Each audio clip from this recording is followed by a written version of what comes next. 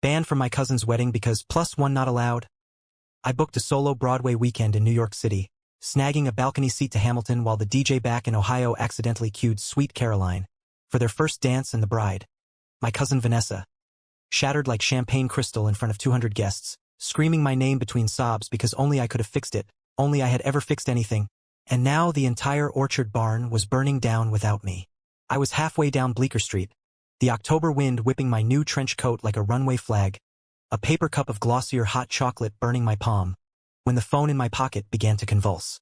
41 missed calls, 53 texts, one voicemail from my mother that cracked on the word emergency and ended with a sound I hadn't heard since my father's funeral, her throat closing around a grief she refused to name. I stopped under a scarlet maple, leaves raining like confetti nobody asked for, and stared at the screen. The notifications stacked like Jenga: Mom, Vanessa, Aunt Paula, even Great Uncle Roy, who still uses a flip phone and once called me Laura for 6 years. I slipped on the tortoiseshell sunglasses I'd bought at Bergdorf an hour earlier, took a slow sip of cocoa that tasted like liquid childhood, and let the screen die. They'd drawn the line in Ohio barn dust. I crossed an ocean of skyline, and the distance felt like oxygen. Let me rewind, because the knife doesn't twist unless you see how deep it was buried first. How many nights I'd spent with a highlighter and a seating chart. How many times I'd swallowed my own life to keep theirs from spilling. I'm Lauren Carter, 35, senior copywriter at a Chicago ad agency, the cousin who can build a wedding timeline in Google Sheets before breakfast and still make it to Pilates. When Vanessa got engaged last Christmas, Connor on one knee in front of the Rockefeller tree, fairy lights in her hair like a halo she didn't earn. I was the first person she FaceTimed at 12:03 a.m. I stayed on the call while she cried glitter, while Connor's mom texted her 17 times about the ring being a little small.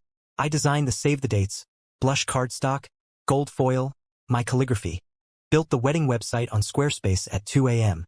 after a client presentation, and talked her off 3 separate ledges when Connor's mother tried to swap filet mignon for chicken wing sliders because the boys like wings. I flew in for every fitting, every vendor meeting, every meltdown. I was the one who noticed the orchard barn's capacity was 180 and quietly moved the floral budget to cover the overage when Vanessa added Connor's entire lacrosse team without telling the venue. I negotiated, I mediated, I paid for the emergency Uber when the shuttle broke down in a cornfield. I was the unpaid engine keeping the whole production from derailing, and I told myself it was love.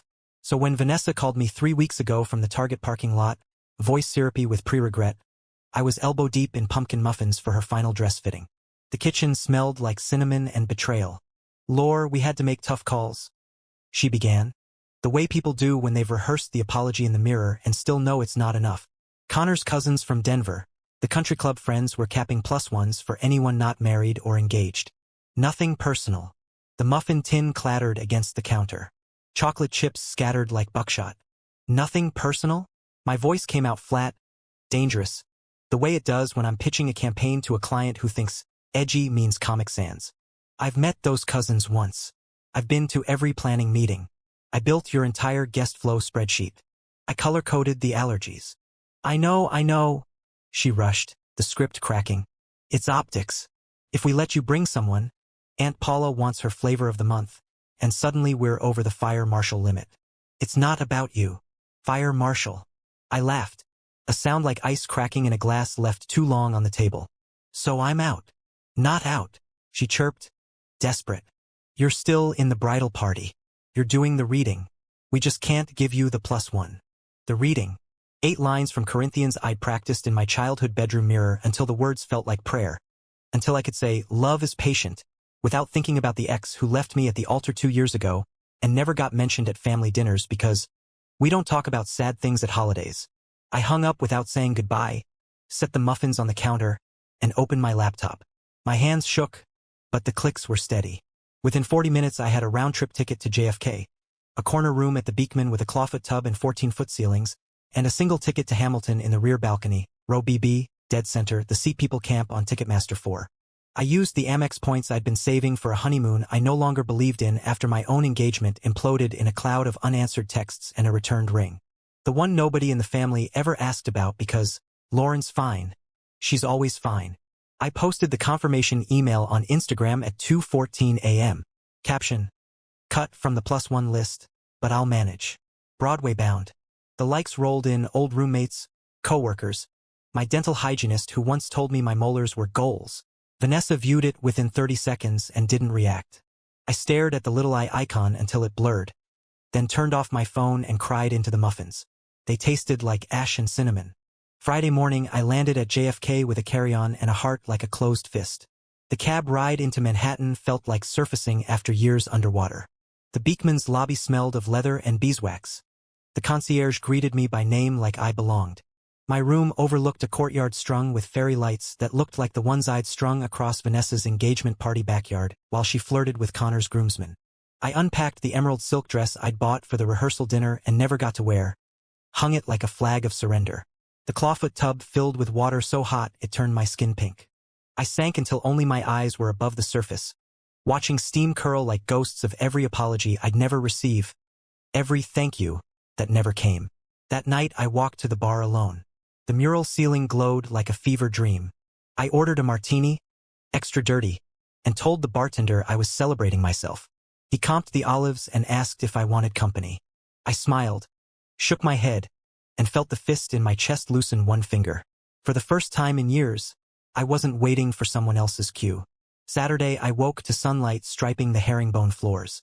Room service French toast arrived on a silver tray, real maple syrup, berries so perfect they looked airbrushed. I ate in the silk robe, scrolling through the wedding hashtag Vanessa had begged me to create. Van and Con forever. The posts were already live. Vanessa in her lace gown, Connor in his navy tux, the orchard golden hour. No mention of the cousin who'd made it possible, who'd stayed up until 3 a.m. fixing the RSVP glitches when the website crashed.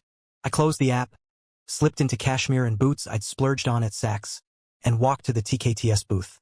Hamilton was sold out, but a scalper in a Mets cap sold me his extra for face value.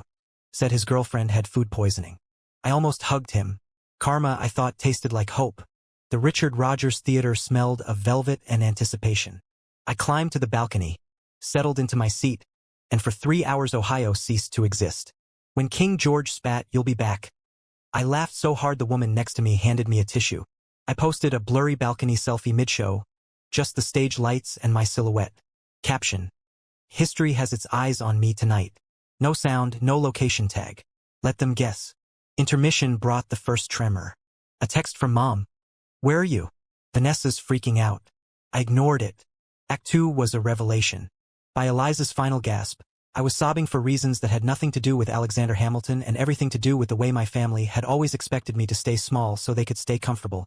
The way I'd smiled through every Lauren will handle it, until I couldn't remember what I wanted for dinner, let alone for my life. I floated out into Times Square, neon reflecting in puddles.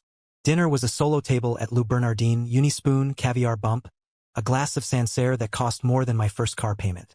I posted the menu, no caption. My cousin Mia replied with heart eye emojis. Vanessa still silent.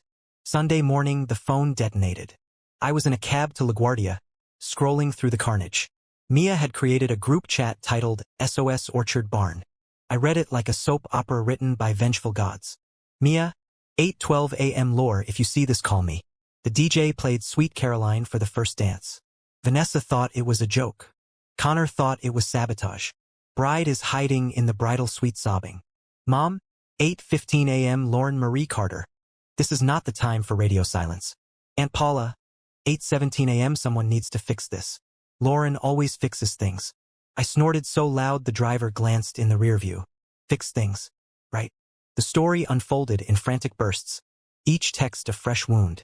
The DJ, some guy Connor's frat brother found on Craigslist for $300 and a case of beer, had 2 playlists, Wedding Hits and Red Sox Walk-Up. Guess which one autoplayed when the coordinator hit go. Neil Diamond blared through the barn. Vanessa froze mid-twirl, veil catching the disco ball light like a bad omen. Connor tried to laugh it off, spinning her in a clumsy circle. Vanessa's dad started yelling about disrespect to tradition. Connor's mom defended the DJ because he's practically family. Someone unplugged the sound system mid-chorus. The father-daughter dance was supposed to be next. Instead, Vanessa locked herself in the bridal suite with a bottle of Veuve and refused to come out. Meanwhile, the open bar ran out of vodka at 8:30 because Connor's lacrosse team treated it like a tailgate. The vegan option was undercooked eggplant that sent 3 guests to the porta-potties. The flower girl tripped into the cake table, Buttercream exploded across 12 bridesmaid dresses like a crime scene. Connor's best man gave a speech that roasted Vanessa's Bridezilla spreadsheet. The one I'd built at 2 a.m. After she changed the seating chart for the 4th time because Table 7 can't sit near Table 12. They dated in college. Vanessa heard it through the door and started throwing programs like ninja stars. One hit the photographer in the eye. By 10 p.m., the venue manager threatened to call the fire marshal because too many Uber drivers were idling in the gravel lot. Guests were live-streaming the meltdown on TikTok with Orchard Disaster. Someone tagged me. I watched from 30,000 feet, sipping complimentary champagne, tears mixing with the bubbles. Mia FaceTimed me from the parking lot, mascara streaked, holding a plate of sad sliders. Lore, I swear this is the funniest tragedy I've ever seen. Vanessa keeps screaming. If Lauren were here, this wouldn't have happened. She's wearing the veil like a security blanket. I laughed until the flight attendant asked if I needed water. Tell Vanessa the balcony at Hamilton has better acoustics anyway. Mia flipped the camera. Through the barn doors, I could see Connor on his knees outside the bridal suite, holding a bouquet of wilted peonies like a peace offering. Please, babe. The DJ swears he has the right song now. Vanessa's voice echoed, raw and broken.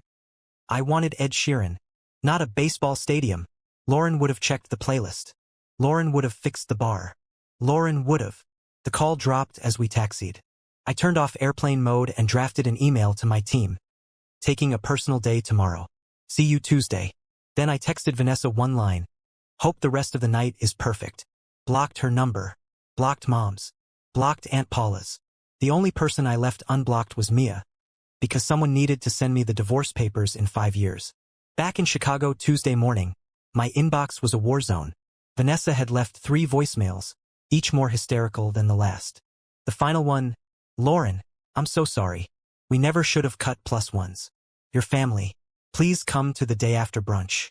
We'll make it up to you. I'll give you my something borrowed necklace. It's real pearls.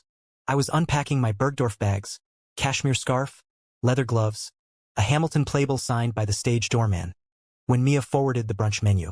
Bottomless mimosas, chicken and waffles, a make-your-own apology station, with glitter pens and cardstock. I laughed so hard I scared the cat. Instead of brunch, I booked a Sunday matinee of Wicked. Same balcony, better view. Posted a photo of the playbill with the caption, Defying Gravity Damage Control. Mia sent a voice note. Vanessa saw it. She's stress-eating cake pops in her wedding dress. Connor's sleeping on the couch. The necklace is cubic zirconia. By the way, 2 weeks later the professional photos came back. There's one of Vanessa mid-cry, mascara rivers, clutching a program that says Lauren's reading, in calligraphy I'd chosen. The photographer captioned it raw emotion. It got 12K likes on Insta. I ordered an 8x10, framed it in gold, and hung it in my guest bathroom. Guests think it's performance art. I know it's a mirror. Vanessa tried to make amends with a Starbucks gift card and a text that said we should move forward as cousins. I donated the gift card to a women's shelter and blocked her on Venmo too. The necklace arrived in the mail with a note. I'm sorry. You were right about everything. I dropped it in the donation bin at Goodwill. Some things can't be borrowed back. Last I heard, the DJ got a 1-star review titled, Ruined my wedding and my marriage. Connor's mom started a GoFundMe for professional therapy. The barn venue added a clause to every contract. Client must provide verified playlist 72 hours in advance. Vanessa's planning a vow renewal next fall. Guess who's not invited? I'm saving my Amex points again. This time for a solo trip to London West End, afternoon tea at the Ritz, maybe a detour to Paris. I've learned my lines. When they ask where I am, I'll be exactly where I'm supposed to be. Front row center, no +1 required. Living proof that the best revenge is a life so full they can't fit in it.